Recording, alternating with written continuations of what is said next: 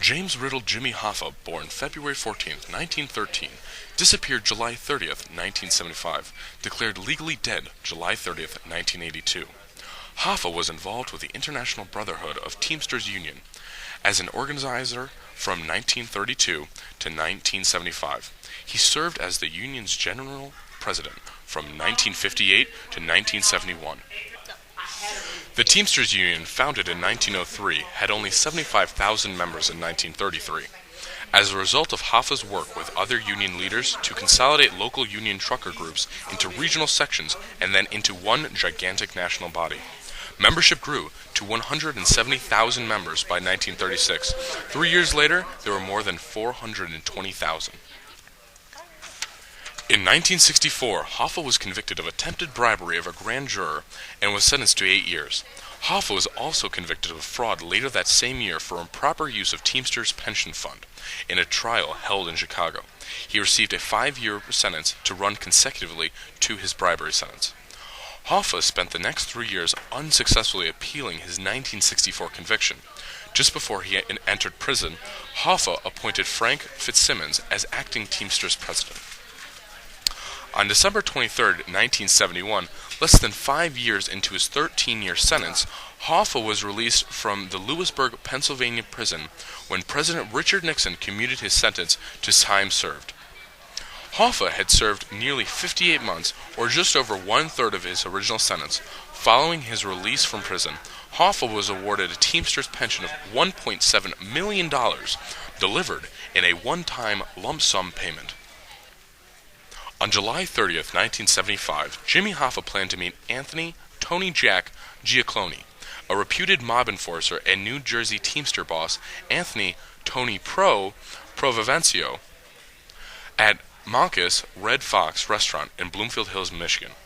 Hoffa believed Giacalone had set up the meeting to help settle a feud between Hoffa and Providencio. At 2:15 p.m., Hoffa phoned his wife, Josephine, telling her that no one showed up for his meeting.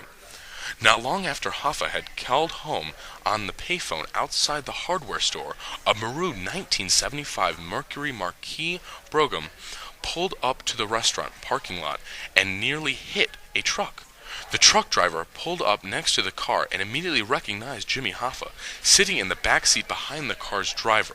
The truck driver also noticed a large object covered with a gray blanket on the seat between Hoffa and another passenger.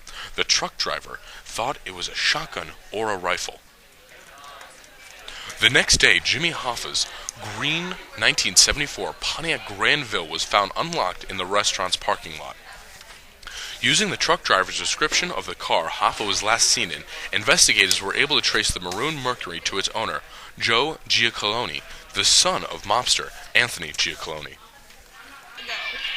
Joe Giacalone claimed that he had lent the car to a friend that day, a teamster named Charles Chucky O'Brien, who was very close to the Hoffa family and had actually lived with the Hoffas at one time.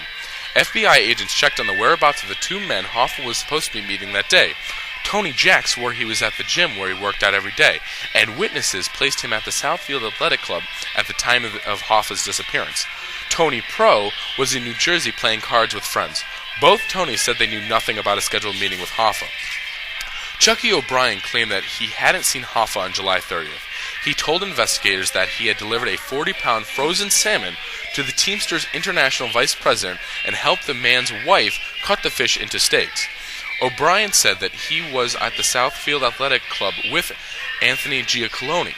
O'Brien claimed that then he took the Mercury to a car wash because fish blood had leaked onto the back seat. No one at the athletic club or the car wash could corroborate his story. Specially trained German shepherds were given a pair of the labor leader's Bermuda shorts and had a pair of his moccasins. They picked up on Hoffa's scent in the back seat and trunk of Giacalone's maroon Mercury. 26 years later, in March of 2001, a DNA match was made between a hair found in the back of the car and a hair taken from Hoffa's hairbrush. In 2004, investigators searched a Detroit home where another mobster claimed Hoffa was killed. Investigators ruled that blood found in the house was not Hoffa's. On May 17, 2006, acting on a tip, The FBI searched a farm in Milford Township, Michigan. They found nothing. The television show Mythbusters featured an episode involving the possible burial of Hoffa at Giant Stadium in East Rutherford, New Jersey. Ground-penetrating radar revealed that no disturbances beneath the playing field were found. According to Ralph Picardo, the convict who fingered the conspirators, Hoffa's body was put in a 55-gallon steel drum and carted away in a Gateway transportation truck.